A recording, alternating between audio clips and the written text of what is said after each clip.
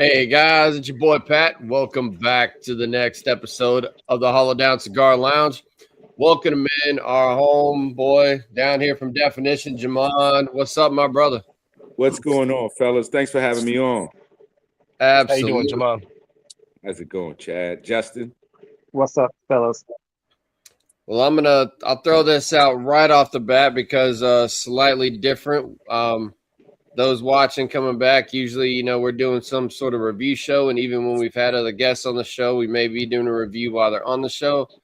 We're not doing that today. We're just smoking random stogies today because we wanted to focus on you and Definition and just kind of bring you into the family. There's a few of our Hollow Down fam that do know you and smoke you religiously, and then we have some that probably have never heard of you at all. So figured it was just a good excuse to talk about DC for a straight hour and roll with the punches that way. So that's what we're gonna do. So we don't care what we're smoking today. That we're just here for enjoyment and some good chit chat. Right on. So Bro hang. a good bro hang. Well, before we get into some good talk, Jamon, tell us a little bit. I do this for anybody, kind of an open floor, where you're from, what you do, kind of what got started, or got what you got. Wow, man, words are hard already. This is gonna be great. Starting off solid. My brain's going too fast. Words are hard. Words are hard. Tell us what got you started with Definition and kind of where your inspo happened there, and kind of what got you to the game now. Yeah. Jamon Hackley, originally from Northern Virginia, about 50 miles outside of Washington, D.C. is home for me, or where I'm from. And I guess you can consider me like a lot of people. A grandfather, father was a cigar smoker. In my case, it was my grandfather. And, my grandfather was kind of an old school type of guy, raised myself and a cousin of mine. And guys, for every holiday or birthday party or whatever, my grandfather was smoking a cigar. And, back in those days, you smoked in the car with kids, and you smoked in rooms, the whole nine. So I have pictures of when I was a child, and he's got a stogie in his mouth. And I think the subconscious is a powerful thing. So I aspired to be like my grandfather. He was the man in my life. So that was the first imprint of cigars. So back in those days, it wasn't like it is now. A bunch of lounges right around the corner, that sort of thing. So he would mail order Thompson cigars straight to the house, unbanded back then. And then, not dating myself, back then you could go what was called Rite Aid, and you could get a box of cigars. That was still a good smoke back then. It wasn't just totally crap there. So man, that was his thing. And when I got older, I wanted to dive into it, to kind of experience what my grandfather did. And that was the first step into enjoying a premium cigar. And then, similar to all you guys there, you get into it, you enjoy it, and now you want to educate yourself more and more and more and more about the tobacco and what you're doing. And then I met some really cool people in my journey and traveling around. For at the time, my corporate job, it had me on the road a lot. So I had an opportunity to visit lounges, meet some cool people, and it enabled me the opportunity, when it became one with Definition Cigars, to be able to tap into some of those relationships and start it up, or start what I believe to be the vision for the company at that time, and just wanted to create one cigar just for the cigar community, just our take as a company on tobacco. And man, the rest is kind of history, fellas, from there. I like it. So are you Where are you at? Where you stay at now? Are you still in that area or? No. I'm here in Dallas, Okay, Texas. that's So I what live in yep. He's in Texas. He's in my area. that's Yeah, what I you and thought. Justin are But, neighbors. You guys are yeah, neighbors. 100%. yeah. I just wanted to make sure I wasn't tripping because that's what I Don't thought. Dallas my Fort Worth, but don't Fort Worth is Dallas. It's Dallas. Yeah. Don't forward it down. Oh, Man, Eldon's there's on. He said, "Woohoo! I made it." And I hope Carol's watching, buddy. Yeah. What's going on, Eldon and Carol?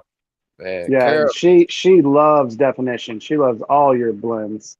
she Yeah, may be the driving force for me, if not me and Justin, for really getting into definition. So Yeah, I saw him a few times at a few humidors here and there, and then Carol just raved about him, and I was like, I guess I got to try these bad boys. And we yeah, kept on. We were talking at NFG, talking about the bands, and everyone was Sure. trying to like give their notation of it, and then I said they look like garter belts, Mm-hmm. that's and it what I kind of think too. dawned on everybody, and we were like, oh yeah, that is what it looks like. So it's a Yeah. really cool design, and it definitely pops on the shelf. Yeah. And, while Jay was talking, Nathan and Ray both jumped on, just said good evening. So hello to you gents out there as well. And Ellen says Carol is here, which we're glad because Yeah, I'll be straight up frank with you, Jamon, because like anytime you have something in cigar world or technically Yeah. retail in general, right? Yeah. You always have the risk of finding a product that looks better than it is, right? Sure. We see it all the time. And before I knew you, before I knew the brand, before I knew Carol, I'd seen the bands and I just thought it was going to be one of those gimmicks, right? Because I knew 100%. nothing about it, but I Yep. loved the look. So I Yep. kept like every once in a while I'd look at it, be like, you know what, I wanted to, but Yeah. I don't know. Right. I don't And know then about it. I don't know about it. And then after hearing like I'd had people talk about it, but then at NFG a couple years ago, I got somebody across the table in person that just like won't shut up about it. And I know I'd learned what her and Eldon spoke, and I was like, okay, they smoke quality, and she's raving this hard about it. It's like, all right, I got to go down this hole. And I'm glad she was on that rant because Thank you. I missed out on. she's a no filter woman, man. She tells it how it is. She'll tell you if your cigar is a turd or not. And she said all your blends are great. So is that how you guys Yeah. got, Pat? Is that how you got introduced to Definition? Was through Absolutely. Let's do Carol. So Carol? Really? Jamon That's was awesome. the first time, and I will state, I don't know the first time I went to NFG, 3 years ago. I don't know if I said anything to him then because I didn't really know it yet. Mm-hmm. But it was at that event where Carol was talking to us about it. So the next time NFG came around, I actually talked to the people a little bit more. And as soon I didn't get to at the event, but as soon as we were done, I started messaging him just basic BS info. But yeah, it's all because Carol just talking so hard about it at the event is what got us linked up with it. Speaking of the event, I shared in the underground group. So if anybody is watching from there, thanks for coming. And are you going to NFG this year? Yeah. I was just gonna ask that. It's in the plan for Definition to be there. I'm going to try to make it. I have some other stuff that was booked fourth quarter last year during that time. So we'll see how we can work that out. There's a Well, lot I'm of stuff hoping you're happening there at the same time. because I'm making a trip from Michigan. Okay, I'm gonna do my best. You gotta be there. Raymond said, "Got to find some in the wilds of Utah." There There's a cigar. Go ahead. You probably know. No, I think it's Cigar Barn. If you go on the website, they're on the locator there, but there's a lounge. Not sure what part of Utah you're in, but there's some in the wild out there. I know there's Honeycomb Cigars. They're partially owned by, or they're owned by the Apostate guys. But I'm sure they Brandon carry other. Kendrick. Yeah. But I'm sure they carry other brands, or maybe that's something you can link up with those guys and put your stuff in They're their humidor. great dudes too. Mhm. Okay. Yeah, speaking of NFG, since we're on the ride before we jump off the roller coaster, Eldon, remind tickets go on sale this noon to Saturday. So if you in the Dallas Fort Worth area or you're nearby or you're flying in like Chad, good event to go. Yeah, I'm excited for when Chad comes down. I'm gonna give him a little hospitality, pick him up from the airport, take him to the hotel, take him to the lounge. It's funny, Jamon, because me and these two guys have been hanging out for 2 years, but I've never met them in person. So we've been smoking. Because I live in Michigan. Yeah. And Justin lives in Texas, and Pat lives in Louisiana, and they've met up, but I've never been able to get down there. So that's cool. I'm excited to come down and actually give my boys a hug. For real. You know, hell yeah, man. These guys came in a solid time when I started the show. I had several friends here doing it in person. Yeah. And most of them have moved away for work related reasons. And the one that is still here has he's probably one of the few people in my life that have a more ridiculous work schedule than I do. So it's very difficult. So he's a doctor, right? Yeah, he's a trauma surgeon. So I mean, you know, he's doing the Lord's work, but he's a very busy man. So you know, he but you know, Chad and Justin kind of came in as a solid, and we started the remote thing, and it's turned out to be good, and it's built our friendship even more. You know, it was a online cigar group friendship start, and here we are. But that's cool. You know, it is cool. Yeah, that's why I love cigars. You meet your they're people. amazing. Yep, they're amazing. Cigars are amazing for that reason right there. Facts. Yep. We talk about NFG a lot because as far as the show's concerned, there's a lot of damn good cigar events out there. And there's other ones that we have gone to and other ones we enjoy. But it's almost kind of like an unofficial homecoming for me and Justin, and sounds like soon, Chad, because we have gotten to meet in person. And then there's several reps like you or brand owners like you in this case that we've been able to sneak on the show just because of us meeting them there under the tent. So man, NFG, man, Pat, I've been to a lot of those events, but NFG is like a family reunion for cigars. I mean, it's, you know, some of those events that you go to, you know, they have frills with them, right? So, you know, it's this, man, NFG, that whole weekend, not just the event, not just what takes place Saturday. You know, they open up the shop on Friday. You know, they have some things before. They hang out afterwards. It's just a whole weekend of camaraderie around cigars, and it's like a family reunion each year that they have it. I'm glad that they didn't cancel it this year. I know there was a little bit of talk of not they doing almost it. did. Yeah, I'm glad they didn't, because the cigar community needs that. You know, people fly out from Seattle, Washington, Chad from Michigan, people coming from and Alaska. They circle that. They circle NFG, and they're going to be for that reunion, man.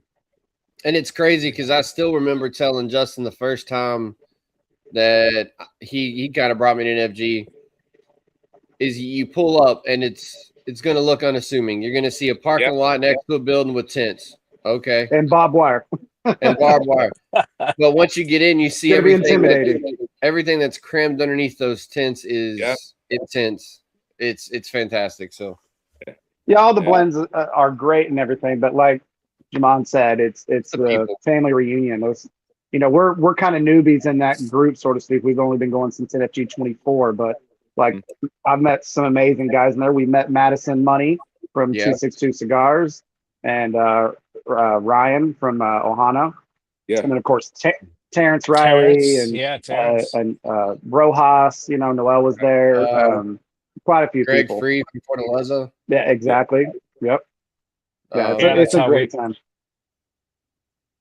Yeah, and it's just like the visuals, man, because you know you see our logo. Eric Bay, that's where you Eric Bay. Man, how am I tripping on Eric? Yeah, we got Eric Bay from Black Star. I mean, it's just we just had him on a little bit ago, and now the family's grown and now we get to bring Jamon into it. You know, we're just dudes wanting to have a good time and smoke, and now we make new friends. So you know, exactly, man. I appreciate you guys. It's just an excuse to hang out. We just happen to press record. Exactly. Facts. It's usually ends up just like a herf anyway. Like we're just that's what it is, man. I would Be be somewhere relaxed. smoking cigars right now anyway. Exactly. I mean, Yeah. we don't do this to make money. Like, we got merch and we didn't even do merch until I started getting messages asking for shirts and shit. Like, Yeah. right now we're not even breaking even on the podcast. We don't care. Like, we do it because we enjoy this shit, you know? Wait, you guys are getting paid for this? No, absolutely not. Not yet, Pat. Not yet. Not Not yet. Not We're yet. gonna speak Justin, into existence. You didn't get your contract? I got a contract this year. Well, I guess I didn't get that memo. Chad, you don't read the contract yet. Don't let him know. It's for $1. It's an NDA, I bet. Yeah. But what is it, like one of those the NBA hardship contracts? 100%. Oh man, Like a bad record deal. You're a slave to the podcast for your life. exactly. Right. I own you. My contract was Pat sent me some cigars to test run on the show. That's what I get out of it. That's pretty. That is true. So, Chad likes to say that he's got a freaking suitcase of cigars because It's insane. Chad, Chad's there's not really a main, but we call Chad the main, and it's just because his schedule is the most cohesive. So I got cigars that me and him got. I've got cigars that me, him, and Justin got. Some that me, him, and Ryan have. But like I've got these other guys that rotate through, but they have the stuff where they can come on, and Chad's got the stuff when everybody comes on. So he's got like this. Yeah. We've got humidors dedicated to the show. Some are bigger than the others. Right. Yeah. Right. So Pat's a compulsive planner, so he has 3 years worth of show cigars in all of our hands that we're probably going to not smoke half of them. Yeah. That's We're going to end up pretty smoking accurate. something else. Like in between, there'll be something new that comes up, and this gets bumped and bumped. What happened to Justin? That's cool. Speaking of bump, we lost Justin. Ain't no telling. There's Gil Reed, my man Gil. How you doing, buddy? What's up, Gil? He's our buddy down in NOLA area. Good dude as well. So he was talking about even trying to make NFG this year. We'll see if that holds through. Yeah, for he and him. I were chatting, and he was asking me the other day about what was that event you wanted to go to. So I think that I'll talk to him after the show tonight and let him know the tickets are going on sale Saturday, and we'll get tickets. I think he'll go. Yeah, I'm technically on shift that weekend, but I'm making some moves happen so I can at least get over there the day of at the very least. So luckily it's decent enough in driving distance. I can do some shifts and get over there. But yeah, let's I don't want we've blown the hell up about NFG, in which we do it quite often. We could probably rebrand our show, in Friends of NFG or some shit. But Right. So there's a question that the guys usually like to ask. Jamal, what was irrelevant of definition? Just you as an individual, what was your first cigar ever that made you fall in love with smoking? First cigar that made me fall in love with this was Tatuaje Havana 6 Bellicoso. It first released some years ago. I'm dating myself again. I ran into that cigar and became a fan of the brand, and started smoking the other stuff that Pete was making. But that was the cigar that kind of really lit the fire underneath of me and made me, dive, both feet in to it and how does this cigar have this type of impact, on me and dove into the blend and that sort of thing. But that was it for me. Hell yeah. So that was the first cigar you fell in love with. What was your first premium cigar? Oh, second question. My first premium cigar was at the tender age of about 8 or 9 years old. Snuck in my grandfather's humidor. My grandfather was a truck driver, so he was away.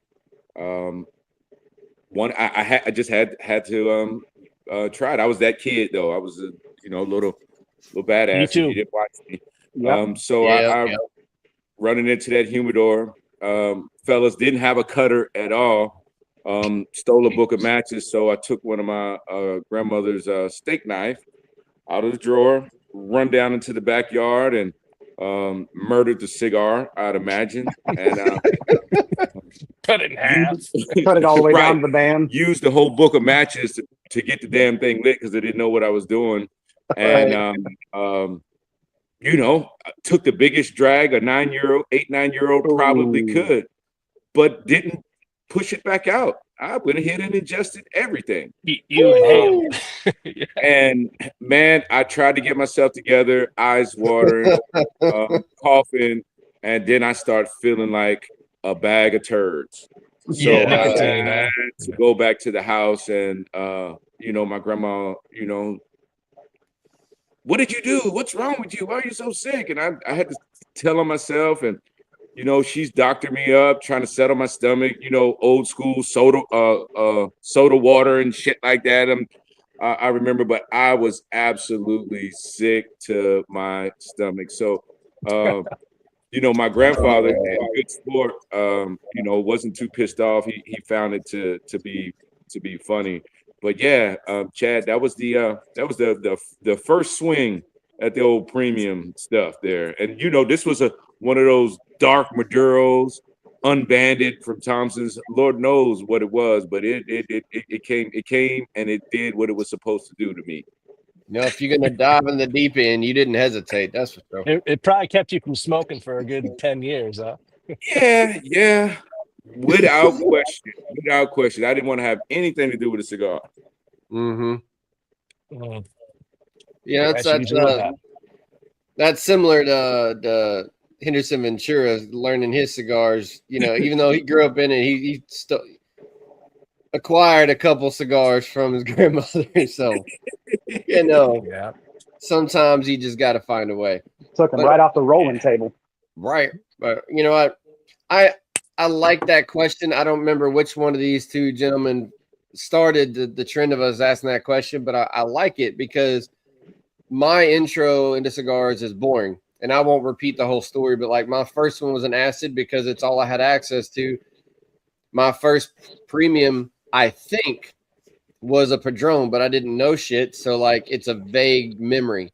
Sure. And that's about all I can tell you is that I went from something that really didn't do anything, and it took me several years to kind of actually start learning some stuff. So it's interesting to hear the differences and how different people start, and you know, your journey starts different. And right. some people hate that word. We still like it because it legit's a journey. I don't care if it's cliche or not, because you know, you even in your own growth, you change and mold. So 100%. I'll probably use it during the show. I don't know why anyone would not like that word. It's true to form. It is inside of this. Right. And what's interesting is whether we realize the difference, you may or may not be able to realize it, but your personal start has major influence in what happens as a brand and what you end up liking. Totally. Which is where your personality comes out in your product. So totally. You know. So how long has Definition Cigars been in business, Jamon? How many years have you guys? Officially launched January of 2019.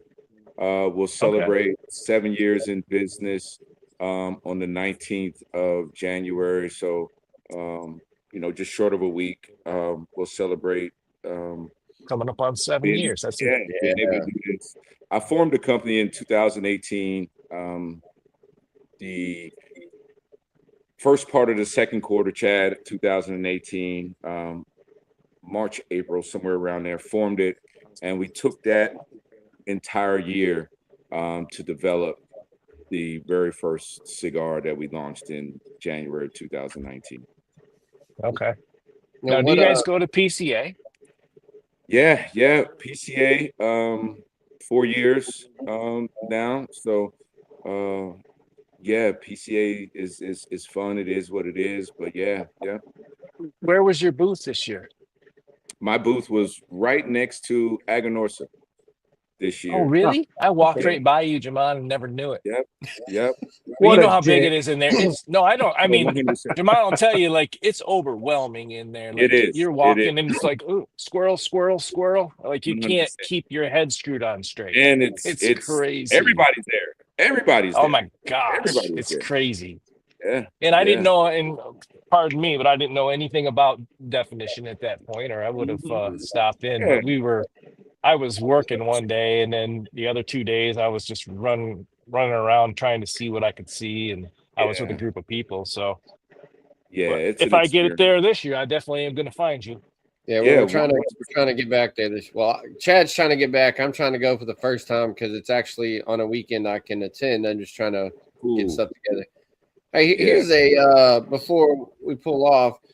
This is a good question. Nathan jumped in and said, "What was your inspiration for the first cigar you created?" Yeah, so great question. The why behind definition cigars started by someone being an asshole. Myself and some friends, we were at a, I won't name the cigar brand. It was a cigar event, a cut and light. We loved the brand. We went there, you know, depending on your purchase, depends on how many raffle tickets you may get, that sort of thing. So, you know, we're all invested. We're smoking. We're there. We got our favorite spirit.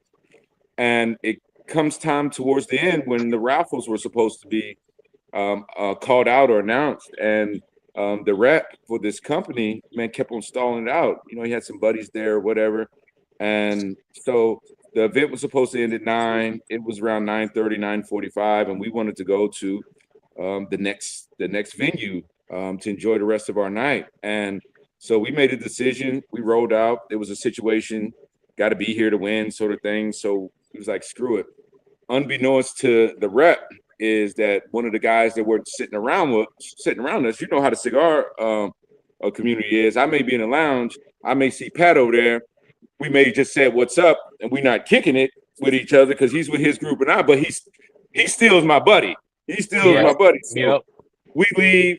We get down the road. It was about 7 or 8 of us. We get down the road, and our buddy called and said, "Man, you want to know what? This damn guy waited until you guys left. You 8 guys, so it's probably, you say, you know, it's buy 4 get 1, buy such and such get 3. So I'd say between the 8 of us, we probably had about 24, 26 tickets. You know what I mean? So we leave, and he tells us that. So the next day in the cigar lounge, a bunch of guys are throwing shit against the wall. Man, you know that's effed up, and you know, we should do it. We should do it. So shit. One thing led to another. Conversations happened. Pick up a phone and call a buddy and say, "Is this possible?" And you know, went through that whole process of getting my permission slip signed to get into Nika, and the rest was history. So the inspiration was for us is how dare someone, you know, rob us of that opportunity to support their brand and be a part of everything that brand was to us, and you know, rob us of that. So we went to work and wanted to just create one cigar to kind of say, you want to know what, man, we as a collective group, we you know, we think we can make a Vitola. And that was the start for it. That was the start for it. Henceforth, the name Definition Cigars is based on us wanting the customer, no matter if it's a Definition cigar, no matter if it's a unbanded, no matter if it's your whoever. But while you're doing it, make sure you define who you are and smoking, not doing what Chad does or Justin does or anyone else does. You fully embrace what it means to smoke a premium cigar and all that goes into it, and define yourself inside of the cigar culture and how important and how blessed we are to have the opportunity to smoke these cigars and take advantage of that. So all of that started with an act of unkindness. Being mistreated. Yep. And so how many blends does Definition have now? Excuse me, 12 signature blends now, Chad. 12. Yes, sir. Mhm. Wow. I'm gonna have to do a little research on your brand, Jamon. And I apologize Yeah. because Yeah, no, it's very new to me. And I was upset because I have one of your cigars, but Pat told me we weren't allowed to smoke it today, so we have to do it a different And, day. and Yeah. in fairness to Pat, I had asked Pat, and Pat, hope you don't mind me saying this. You're the Nope, one that nope, felt not at all. we're going to do something, but I'm an accountable dude. I want you guys to review it, and good, bad, or different.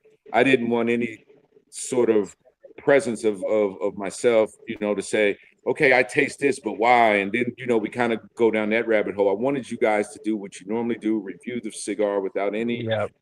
type of energy. I find that to be especially to you guys' viewership. If you guys do love the cigar, cool.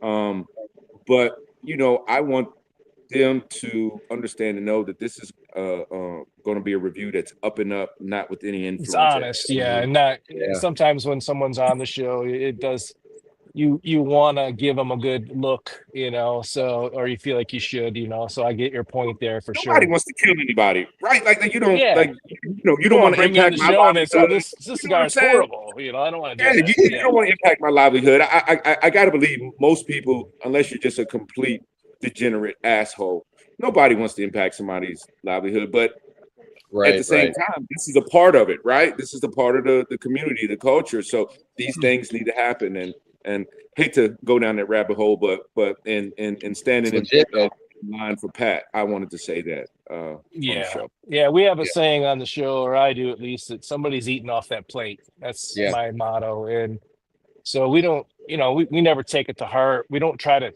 we never trash a brand. Now, we might just not say good things about it, but we'll leave it at that, right? Like, that's not for me, or whatever. Exactly. But And even somebody's when we eating don't off like that it, we plate, and somebody say else it might could be like a it. one-off. Exactly. Right. And there's before I get in these next couple questions over here, there's a really good example that me and Chad have of why we don't do that. Early on in the show, long before I'd met Chad and Justin, when I'm doing stuff with my homies, there's a cigar that I smoked with a couple guys that the construction was fantastic, and that was the only positive thing I could say about it. We kept referencing that it tasted more like a grave than it did a cigar. Sure. Right? It just had no flavor. We dogged it as much as we could, but like it off air, we said so much more, right? Sure. Well, fast forward about 2 years down the line, Chad smokes one of those cigars on his own, and he's confused about our review because he's like, man, I actually enjoyed this cigar. So what may suck to me, you may think is a killer.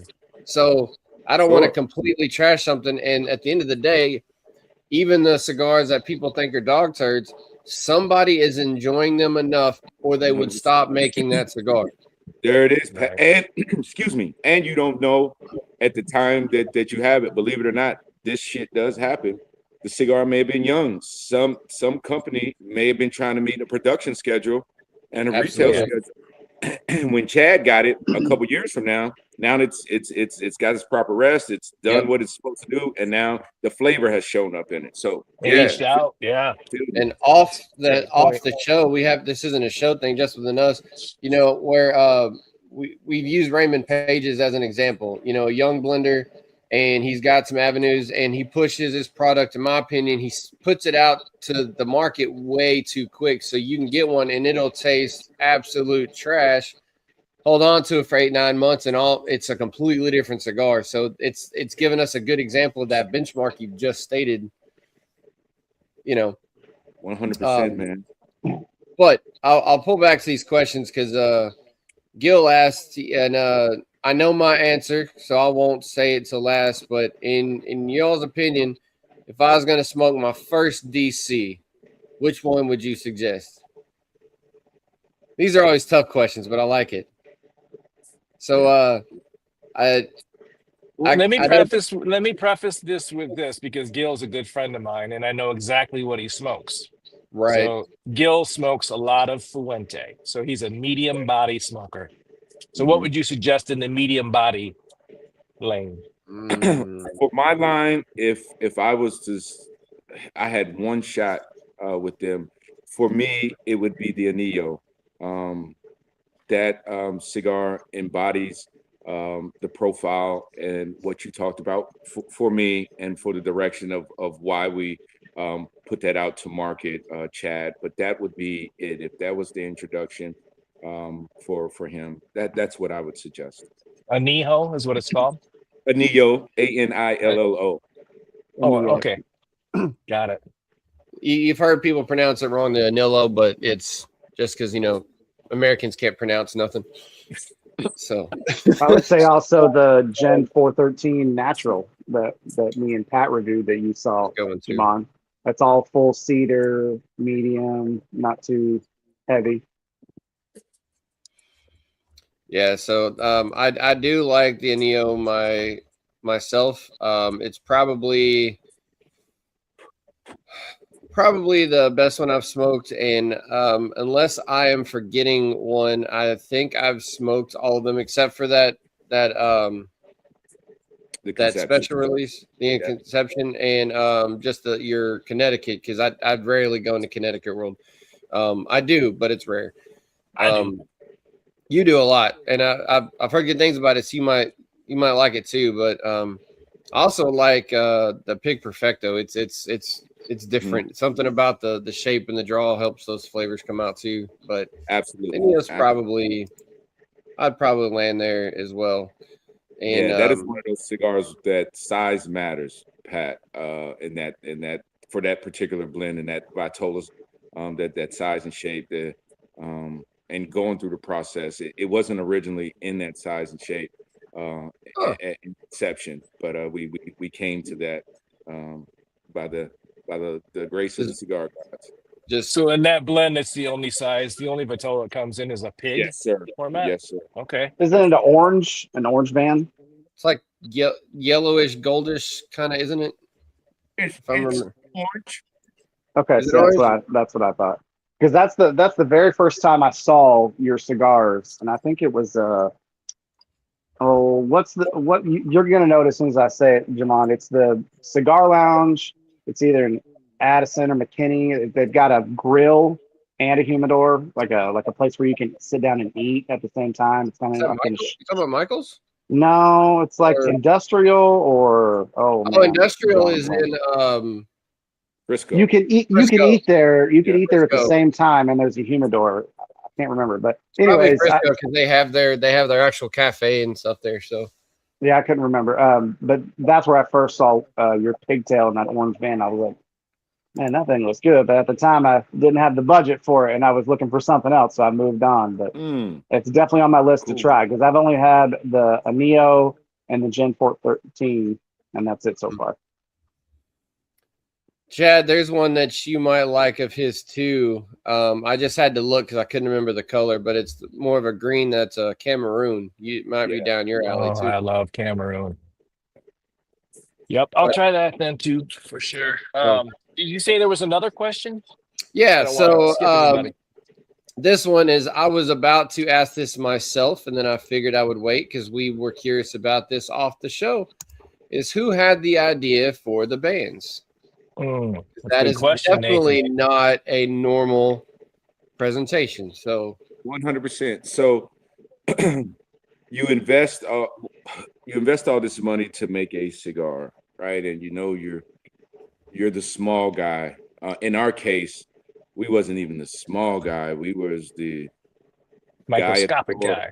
Yeah, asking to come in and take a peek at what's going on behind the veil. So the thought was, when you go into a cigar lounge and you walk into the humidor, the most common thing about every cigar there is that it kind of looks the same. Different variations of color schemes, and some brands stand out because of how they do their band.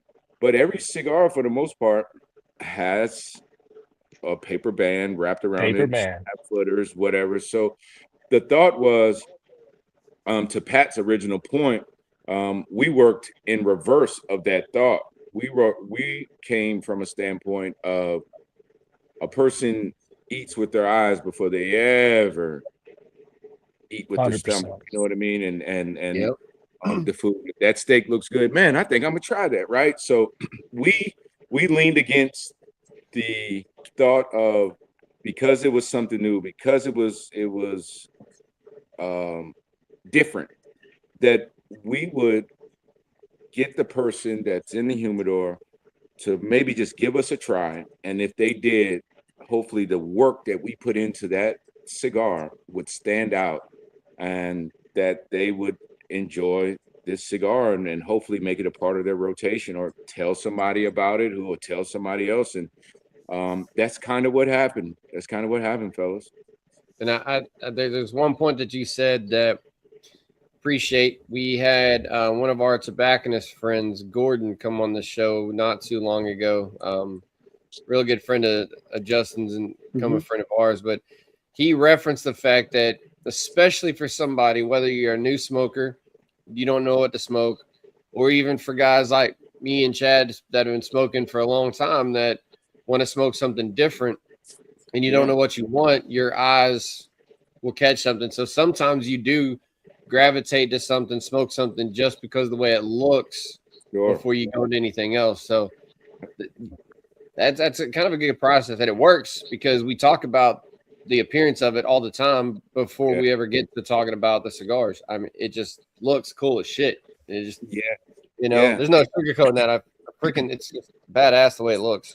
It pops on the shelf. And one of the, I guess one of the challenges was, especially for a seasoned cigar smoker or more experienced, being the small guy that, and I had these conversations in lounges with people, is that they sometimes didn't try it. Cigar looked great, all these things, love the presentation, but because we were this small brand from Dallas, an experienced cigar didn't want to enjoy the cigar. And because you're this small brand, and we all know the horror stories, I don't want to like it and then I can't get it. Yeah. So distribution. I'm going to see. I'm gonna keep my eyes on you guys. And I'm gonna see if you kind of land. And for some, that's what it was. And we got those customers as well to kind of see. So there's a lot that just went into it. The bands were cool, but there was a lot of experienced smokers who waited on the sideline first to see if we would be around so that they could get them if they enjoyed them. That was a real thing. I mean, I get it. And and Chad, I'll throw this at her. Nathan threw at the Noir is Cameroon. So you're looking at which one. Connecticut, there's the Cameroon. Yep. So the Dogfather Barbecue jumps in here, and I don't know if any one of us actually knows, since it's just showing his name. Somebody we know, somebody we don't. But he said, "What's up, fellas? New to cigar smoking, loving all the new to me info. Put me on game." And that's why we love doing this shit. What's up, brother? Nice. Welcome. Salute. Welcome, man. I had your palate every day of my life. A new palate? Yeah. Man. This is why we like to do this stuff, because we were all new smokers at one point. Our starts are all different, but your palate changes, your growth changes, your preferences change. Exactly. You may not like a cigar this year, but next year all you can smoke is the Connecticut that you absolutely hated last year. 100%. So it's the longer I smoke, I find my preferences change per season. Like I'll go through stints where I smoke heavy Connecticut's for 3 months, and then all I want is just strong bangers for 3 months. Yeah. Like I'm going through that right now, Chad. I mean, I've only been smoking. It'll be actually good. 3 years at the end of this month, and I'm starting to get the lighter shades. Looking for Connecticut's. You go through trends where you're just you I don't want to say lust after, but I literally lay in bed going, "What's the first cigar I'm going to smoke? It's going to be and it's a Connecticut or whatever." And but it changes for me depending on the time of year. I don't know why, but Yeah. it does. Well, you know me, I usually like, as my phrase, I like a Van Dam to my face, just Yeah. all power, We all all know pepper, that. all strength. And then it seems to be towards the winter months, I want that more subtle Connecticut medium body cigar, That's when I Mhm. crave them too. Is starting around the fall time. I start smoking a lot of Connecticut Cameroon Makes for sense. sure. It's crazy what our brains do. When you don't know what you want, it's kind of like, and this isn't a creative thought for myself whatsoever, but it's kind of like food. Your preferences change. What you want to eat today changes. Today I want Mexican. Tomorrow I want pizza. And then I may eat so much, Italian food this year that I'm not touching it at all next year. Yeah. Yeah. Your whole palate and desires change, and it's the same thing. 100%. So Ain't no Jaman, different. in terms of like your tobaccos that you use, and then I was going to ask also, like, now where are you having your cigars rolled? Is it Nicaragua? Yep. In Esteli, Okay. Nicaragua is the home base. Most of your blends are Nicaraguan then? Yep. All of them are foundationally Nicaraguan. Chad used various rappers in the 7 years, Sumatra, San Andreas, Ecuadorian rappers of all the spectrum. Rappers from Nika have a couple puros. So yeah, we've really had a lot of fun with the ability I would to say if you create. have 12 blends, you must be covering the gamut of every wrapper, binder, filler combination you can come up with Yeah. We have 12. some That's a stuff with ton. Hondurans in it, and we got really, really cool experiences. Well, Chad, when you come out to Dallas or Fort Worth, technically, you can stock up at Underground. There you go. Heck Well, yeah. I'm hoping Jamon's going to be at NFG and we can hook up there. I'm So, gonna try to figure that out. yeah, if not, maybe I'll run into you at PCA. Yeah, we're both trying to get there this year, so Definitely be there. Or if he's up in Michigan for an event or something. Yeah.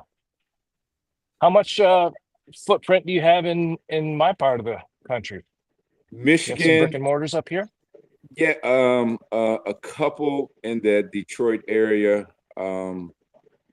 Lansing, have a really great partner. That's close to there. me. That's 30 minutes from me, Jamon. There you Yeah, go. it's Mhm. oh my goodness, man, if they're looking at this, they would kill me.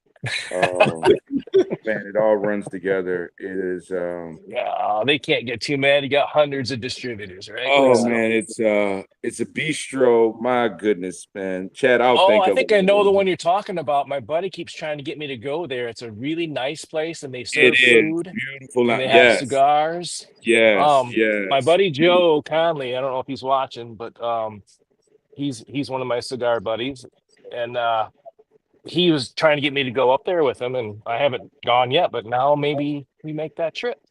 Yeah. Beautiful lounge, Chad. I would say check it out. Really beautiful lounge. Yep, I for sure will then. So a piggyback question: you said that your cigars are in Esteli. Are they all Yeah. at one factory, or do you have multiples that you Well, utilize? we use multiple factories there. I Okay. use three that I work with there. R&R by way of Luciano Cigars is a factory partner. Tabacalera de Fabrica, which is a smaller subsidiary of a bigger manufacturer in Nicaragua, in Jalapa.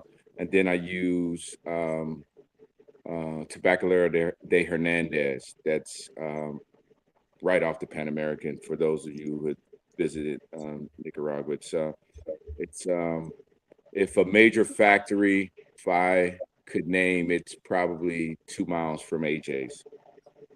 Okay. Well, our new friend the dog says, you guys mentioned Texas. I'm in the Austin area and have been checking out the Havana House in Round Rock, trying to find my palate. Specific suggestions for mediums. Chad. I don't know the mediums as well, so Well, I'll ask Jamon directly. Out of your blends, on the ones that are medium and don't kind of start getting medium full, which ones did you point to first? Yeah, I would say the Cameroon, the Noir Cameroon is a true medium. The 919 Habano is a true medium. Like I that. find the Gin 413 to be medium. It does have some complexity Yep, to I it, agree with but that. I would say more so from a brand perspective, my man. I think that this is through your cigar journey, and I hope you are in it as long as we are. For right now, I think you really exit from the thought of brands. Go to your favorite cigar shop and say, "Hey, can you point me to some medium body blends?" And just start there, and just go on down the line. Go on down the line, and maybe you'll run into a definition cigar. Maybe not, but Let your palate find itself. yeah. When we talk about specifics and that sort of thing, I always encourage people to just smoke. Don't get caught up in what the cigar Yep. says or how it looks. Just smoke right now, especially at this part of your journey.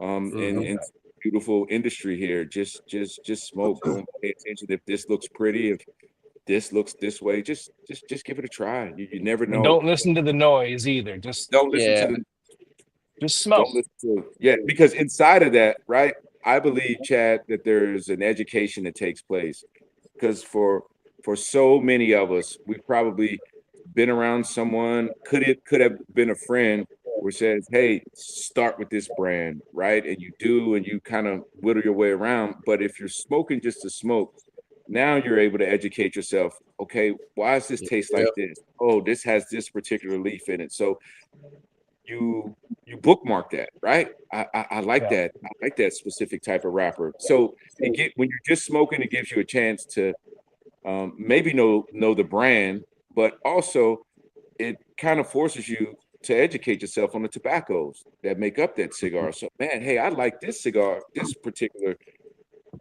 portion of the cigar from Definition. Hey, I see Perdomo, man, they use some of that same type of material. Let me give that a try. You know what I mean? And now Yeah. you find yourself, man, I'm being educated. Yeah.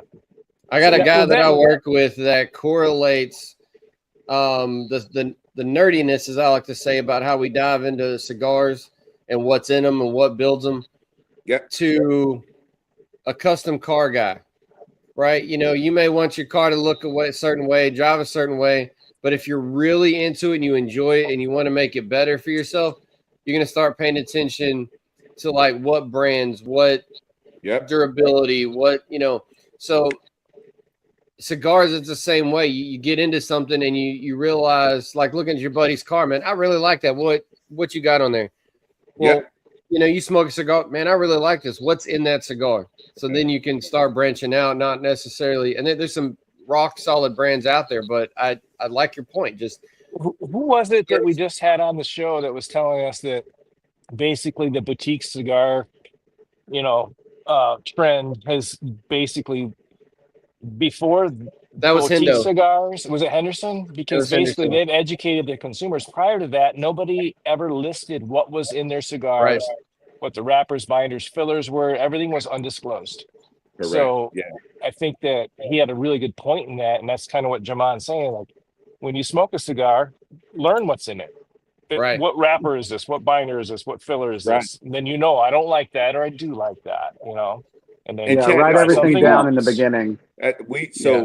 I'm not a fan of you. You won't go on our website and you won't find notes of honey or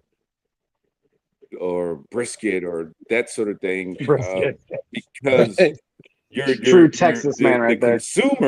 The customer gets this cigar and says, "Man, I saw this on the Definition website."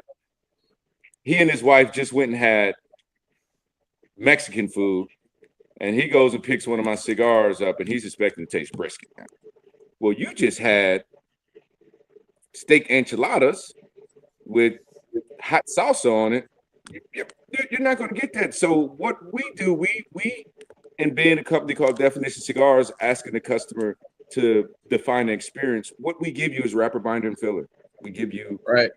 during this, Nicaragua, Honduras, whatever. We give you the parts of the cigar, wrapper, binder, and filler, and hopefully you can take that away. So maybe it's a good thing when you're sitting in a bad thing, right? And what I mean is, you may smoke a definition cigar, may not be for you, but you know what components are in that cigar, so you can educate yourself to say, man, I tried this and it was kind of this way. So just trying to do our part from that standpoint.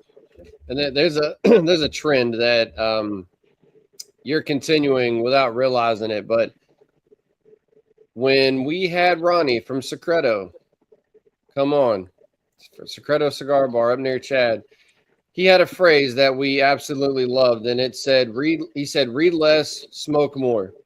You know, you can read all you want, but your palate may be different. And he also referenced what you stated of what you just ate carries with you for quite some time, and it's going to influence what you smoke.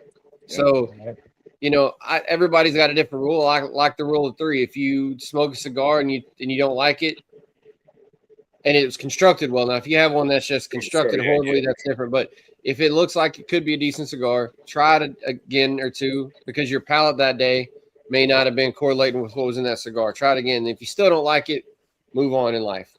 Yeah, you know, sure. Yeah, I'd never heard of that from Ronnie until he said it. That was very good information. Yeah, it's and not to skip, but I'm throwing up comments here, but our boy Ryan, who's usually on the show sometimes with us, said, "What's up, fellas? What's up, Ryan? We're missing Dr. Pallet. What's up, Dr. Pallet? Yeah. He's the fourth. He's the fourth, and he probably has the I'm gonna say the most specific palate out of the 4 of us. Mm-hmm, you know, we might get in a realm of like a spice and can't put our finger on it, and he can kind of pull it out because his palate's just a little different. Sure, sure. Which is fun when we get him on because thoughts are different. Definitely. Yeah, Ryan's comment right there is great too, because we learned, you know, when we were talking to Henderson, he brought up a great point. Ryan's comment says, yes, the regions make a difference. So when Pat smokes a cigar in Louisiana and I smoke one in Michigan, the humidity in that cigar is completely different, and it's going to taste completely different. And that's something that Pat and I sat here on the screen and smoked 50 cigars together, and we've never thought about that. Like, I'm tasting one thing, and he's like, I don't taste that. And I'm like, well, light bulb, you know, that might be why. You know, it's a big region change and humidity change in the cigar. So it's going to taste huge from Michigan to Louisiana. Huge. Right. They said it's good to see what others pull out in a cigar, see if you can capture that flavor or if it's different, because each palate is unique. It's very true. Yeah, for sure. Well, go ahead. No, I'm about to change subject. Kick it, Justin. Okay, I was going to say, as a newer cigar smoker, almost 3 years into it, I was like, what do I like? I like chocolate, like everybody else does. You know, I like cinnamon and nutmeg and stuff like that from pies and stuff. And I was like, well, let me go towards that and see if that kind of ignites my love of cigars. And the first one I had was the Oliva Serie V, and that just sparked my love for the cigar industry. And I'm pretty sure, actually, now that I think about it, I think it was a Maduro, because it was on the darker side. And as soon as I lit that up, I tasted chocolate without it being infused or flavored. I didn't go down that route in the beginning. I just went with premium cigars. So that's a tip from me, you know, being a newer cigar smoker. Do you like chocolate? Do you like cinnamon? You know, do you like those things? Try going that route, and then maybe go to the lighter side, or start with the lighter side, then go to the darker side. Like everyone said, everybody's cigar journey is different. If Anakin Skywalker can change sides, you can too. That's right. But hey, man, you can go both ways. That's what I do. So wait, in the cigars. Pause. Yeah, pause. Whatever you say, Chad. But here's a really good question. Nathan is killing it with these questions today. Out of everything that you do, Jamon, what is your favorite tobacco to work with, or do you have a favorite that you like to work with? Nathan, we're gonna have to write down these questions, because these are good questions. The tobacco that I find the most fun in working with when it comes to blending and the versatility of it is Condega. Okay. Is it just that, or do you have like any flavor preferences that you pull that different, or is it just because it's easier to work with, or is it just simply a preference? That simple? No. And you're right, Pat, where you was going. The first round of your questioning. Oh, it's yes, it does have a particular flavor, from all the way from the Viso to the Lajero, but in using Condega in the way that we use it, our company is a flavored forward company first, and then we build to strength. We don't start at looking to be strong. We want to start with flavor.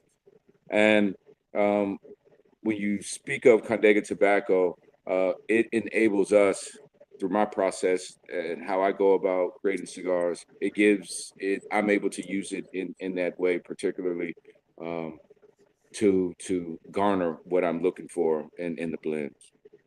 Is it more versatile than some of the others? Is that? I mean, not so much. It's all about use. To be honest with you, Chad, because you can, and I get too nerdy. You can I'll get nerdy. replicate. You can Oh, we I was replicate. about to say we like the nerdy shit. Okay, you can replicate taste, depending on the leaf, right? So you may do 2 full leaves of a leaf from this region to replicate what one single leaf from another region may do when you're blending. Okay. So depending on what the project is, what the story is, what the concept that we're going for, we let the tobacco kind of lead and guide us to reach what we're trying to accomplish with the particular blend and taste profile of it. And I like that. That's it's great. almost like what Sonic does with the fruit flavors. You mix whatever the hell you want and make it taste like something else. Hell yeah, I love Sonic. Yeah. I'm not sure that was the It comparison wasn't. Jaman was looking for, but It's a good analogy, though. It's a really shitty analogy, but there's a lot of Sonic Yeah. lovers out there. So Oh, that's awesome. Look what the dog father said. yeah. So got to get going for now. Just subbed you guys. Looking forward to learning more from you as we go later, my guys. Yeah, we Awesome. love it. Appreciate the follow, Take it man. easy, man. And as my very first co-host always said, is whether you like it or not, we'll still be here. So we'll come so around. Dogfather, I'll give you my favorite medium body cigar is Don Carlos by Arturo Fuente. It's the most consistent medium body cigar that I've ever smoked. Had to find my surprise face. Yeah. So maybe give one of those a try, and then definitely give Jaman's a Neo. What's your favorite too. size in that, Chad? Just so he knows. Changes every week, but a good place to start, I would think, is probably just the Robusto or double Robusto. Okay, there we go. For me, it changes on what I'm doing. I have, well, not to get too far into it, but I have every size in my humidor. So yeah, I can imagine. Just changes on what I'm doing. So that was the subtlest flex of Don Carlos inventory I've ever heard. Right. He's like, I've got every size. I won't get into it, but I've got kind of everything. Who doesn't? Well, that's my thing. But he is the Fuente freak. He is the Fuente. Everybody's got a jam, It just is what it is. So, Jamon, I said this, but I was purposely going to give you this. So, when me and Justin smoked the Gin 413, and I know you commented on this, but I love shit like this. So, in that show, if y'all haven't watched it, go back a few episodes and find where me and Justin smoked the Gin 413. It's literally one that I picked up at CI on a whim and said, hey, we want to do this. There was no other story. So we didn't know anything about the branding.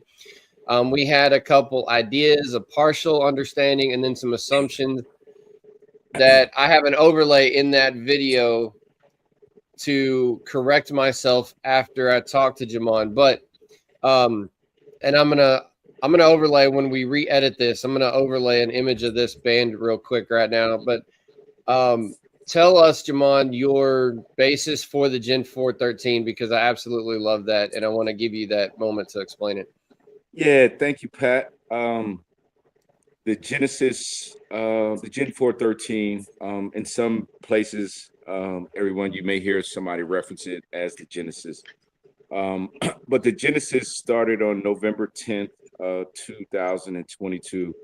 I lost my mom to cancer on that day, and in going through that process, for those of you who have lost a loved one, you kind of know what that's like. So for Absolutely, me, cigars have always been my safe haven, whether good, bad, or ugly. Cigars have been a form of celebration for me, whether I get in the car to go to the warehouse in the morning or I'm going to lunch. Having the opportunity to smoke a cigar is truly a celebratory moment for me. So in this case, it became therapy. So created this cigar with Luciano Morales there in Esteli. And the whole cigar's premise was to create something by way of tobacco that would announce who my mom was.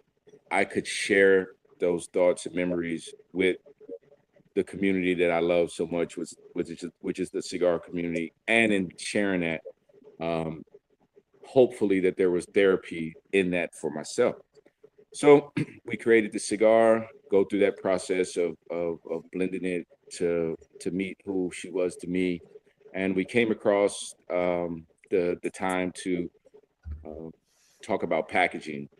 So as Pat will share with you guys, her favorite color was purple, and she loved gold accents with purple. So the foundational color of the band is purple, and it has yellow accents to it. The word Gen 413 is in white lettering, so it'll pop out to you. But my mother was a faithful and devout Christian, and you know, not getting too religious for anyone, but I was raised in a Christian household, and for me, Jesus Christ is my Lord and Savior. So that's important for our family, and Me too, brother. Amen, brother. to accent that for her, which is what I know she would want me to share with people. Between the G and the E that's connected, we made a gold cross to put the two letters together. And as I said, Pat will show you so you can really get it. But that was the whole kid and caboodle around that cigar coming to be. It's basically a I homage to your mother. Yeah, that's Yes, amazing. yeah. I Absolutely. remember us smoking that in the review, and I found that while we were doing the review, and I was like, wait a minute, I was like, Pat, look at the band. There's a small little gold cross on the center, because we were wondering if it had to do with anything with Genesis, you know, being in the scripture and everything.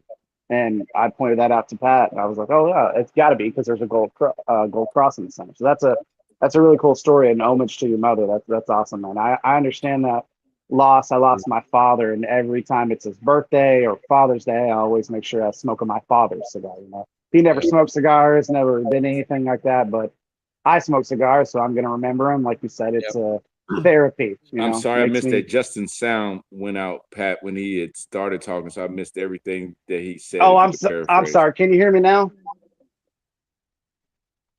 Can you well, I'll reiterate, basically, in case his audio is bugging. He basically said that when we were smoking it, he noticed that cross in the band, and we had seen a comment. And I'll kind of expand on it. We had seen a comment about it being a Genesis cigar, and I'd seen about as far as I'd seen was that it being, you know, the Genesis, the start with Luciano, and we had the assumption that it might have been a link to like Genesis 4:13, a Bible verse. We read that verse. I was like, I don't know about that.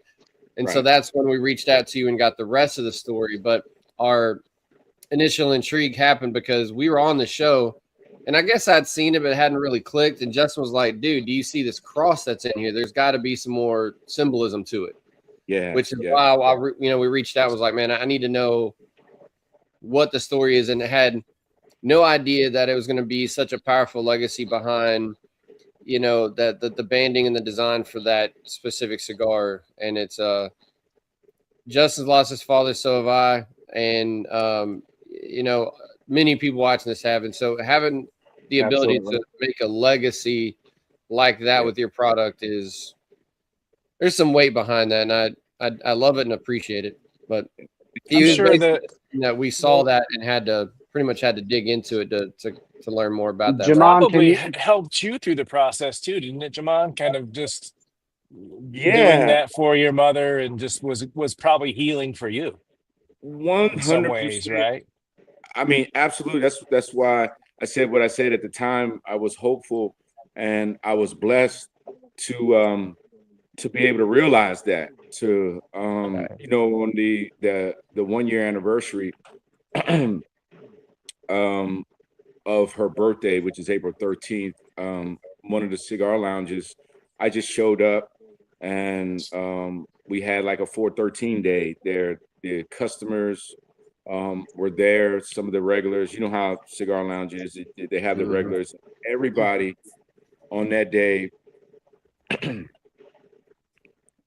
went to the humidor and bought a gin for 413. I mean, a lounge of people and taking pictures, and people are sharing stories of their walk with loss, and we were there for each other by way of a cigar, and it's an emotional experience that you guys got to have. That was cool, and that still happens to this day. I'll go into a lounge or at an event, and somebody will walk up to the event table and says, "Hey man, I'm looking for Mom's cigar." And oh man, that's awesome. Which is cool. And just real quick before we segue, sorry guys. No, you're good. I was in Miami, Florida this past weekend, and at this event that I was at, a guy, I've known him in passing. He came and purchased some cigars, and he came and bought a gin 413, and he said, "Man, my mom traveled with me to this event this time, and because she's here, the weather's nice to be outside, I want to smoke this cigar with her." So I was like, "Damn, man, I had to walk off because that'll hit you in the chest." That's it. And, it's always a soft spot when you lose a parent. That's great stuff, though, man. That's an awesome story, and what a great tribute to her.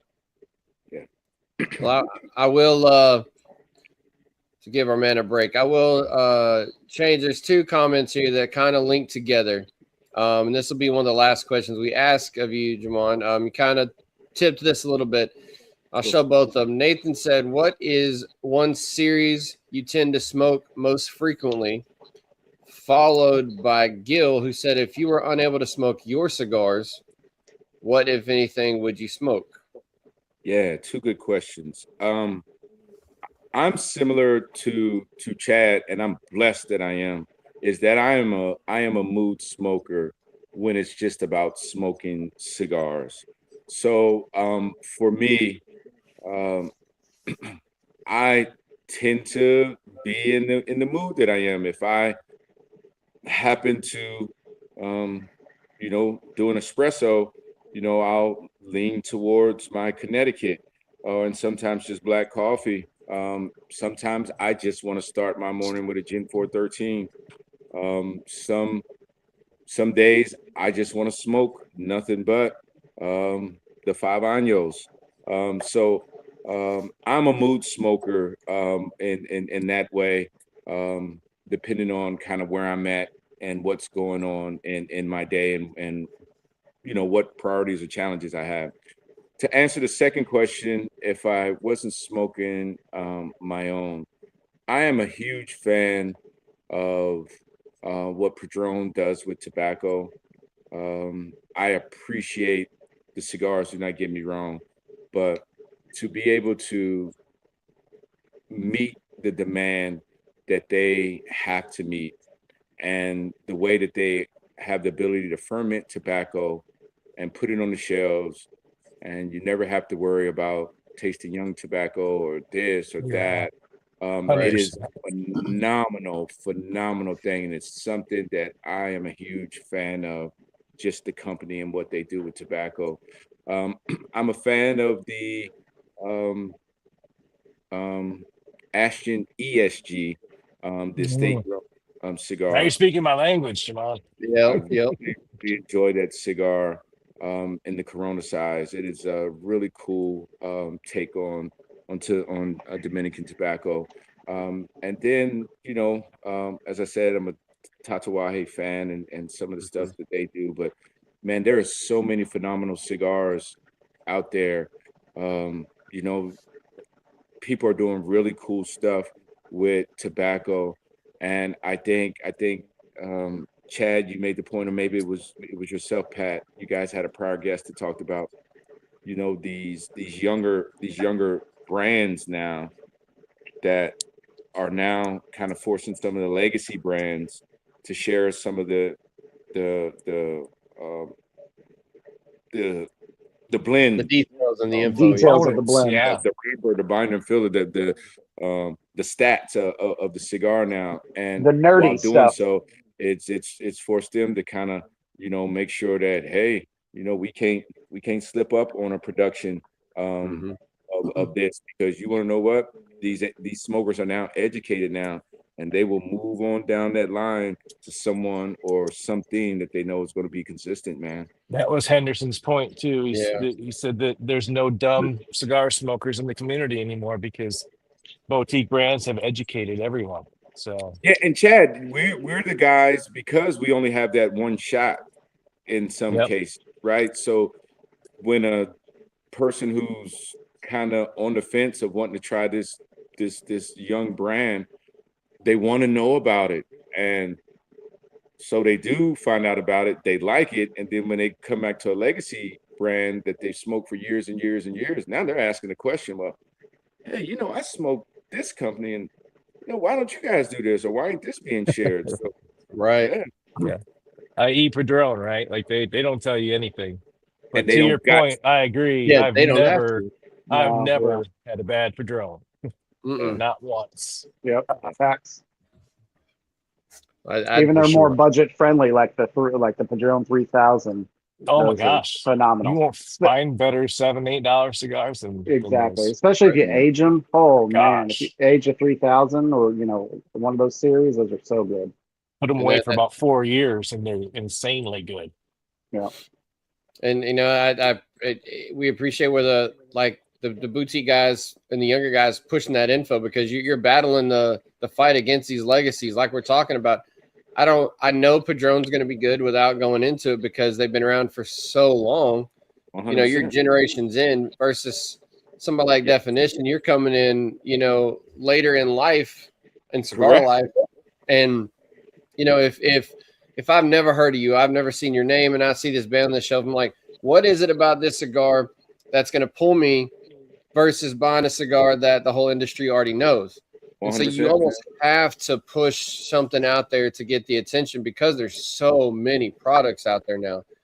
And Yeah, some of it is a retail mandate almost, but it's also, like you said, people are educated now. We want to learn more, even if I don't know everything about tobacco and I don't know nothing about these farms and regions, but I still want to know the info, because we're an info driven society. yep, And social media is just pushing that even more. Like this, we're pushing this info out where people aren't having to go look at it. You can Google something within 2.5 seconds, so information driven knowledge is key, and it makes us drive to that. So you putting that info out, and you don't have to give me the recipe of your blend. I don't want that. I don't want somebody to steal your right. blend, but you can still tell us what's in it. Absolutely. And Pat, one of the things that I've noticed over the past 7 years in terms of cigar smokers is that Big Smoke used to be all the rave, and not that it's bad. I'm not shaming Big Smoke or anything like that. So just Right, walk with right. me. It's a fun time. It's a fun time. But what I've seen over the past 7 years is that customers are now saying, well, if I can afford to do both, I will. But more customers, I mean, and over the past 2 years, it's really, really been an uptick. They are now saving their money and they're coming to PCA. So yes, they can't walk the showroom floor because that's for the retailers, but just being around the city or where they're having PCA, you're running into your who's who, the owner of this brand, the principals, the regional sales manager, and you're interfacing with these guys to have these specific types of conversations. And because people are now more educated, they're coming to PCA. Yeah, I can't walk the floor, but I can come to the events. I can come to the parties. Hey, I may run into the guys from the Hollow Down Cigar Lounge because I watched their show. I know that they're going to be there. People come there for that. And It's funny you say that, Jamon. When I was there this year, I was having breakfast and I looked over, and next to me was Lito Gomez.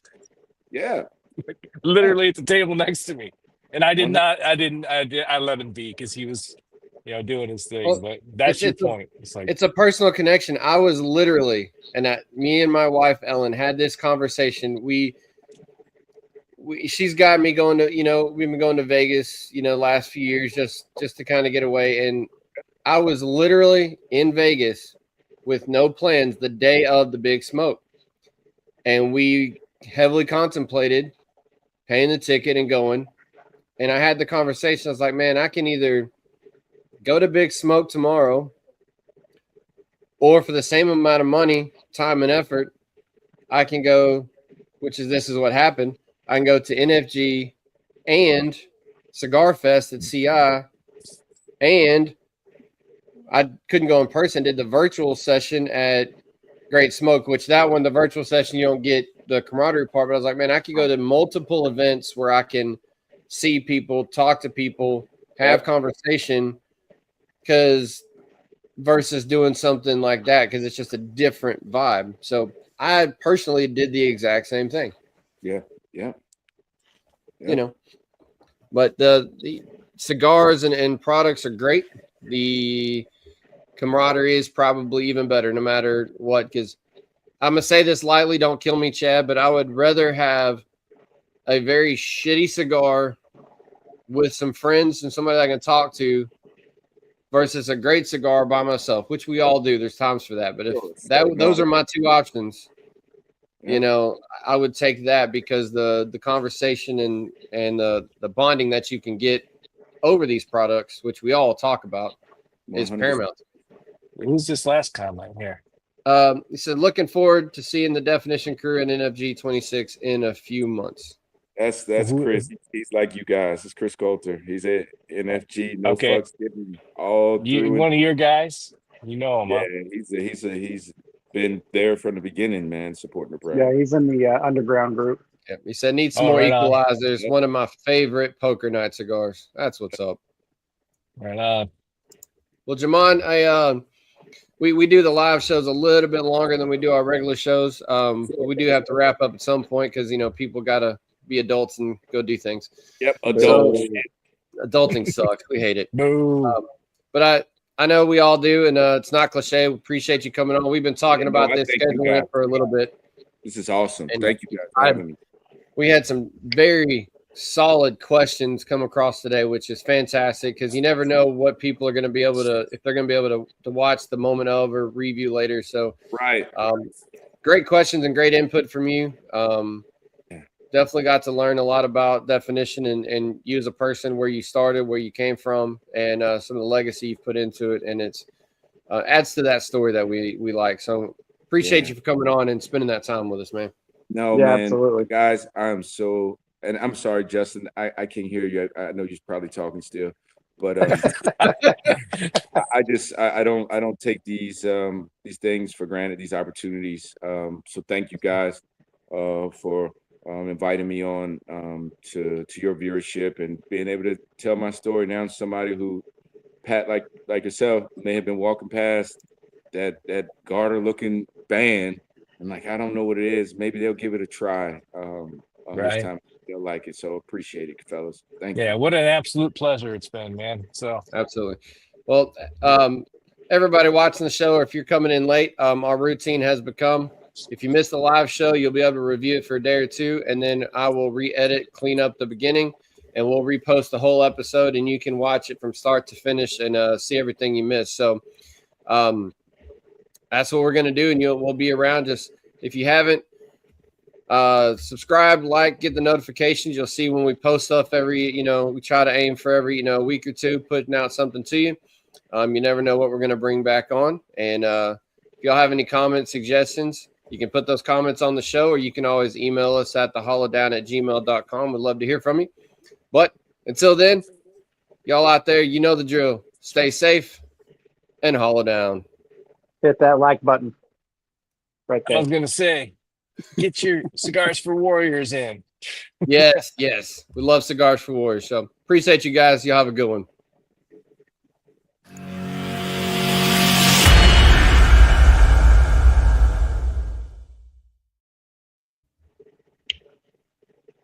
And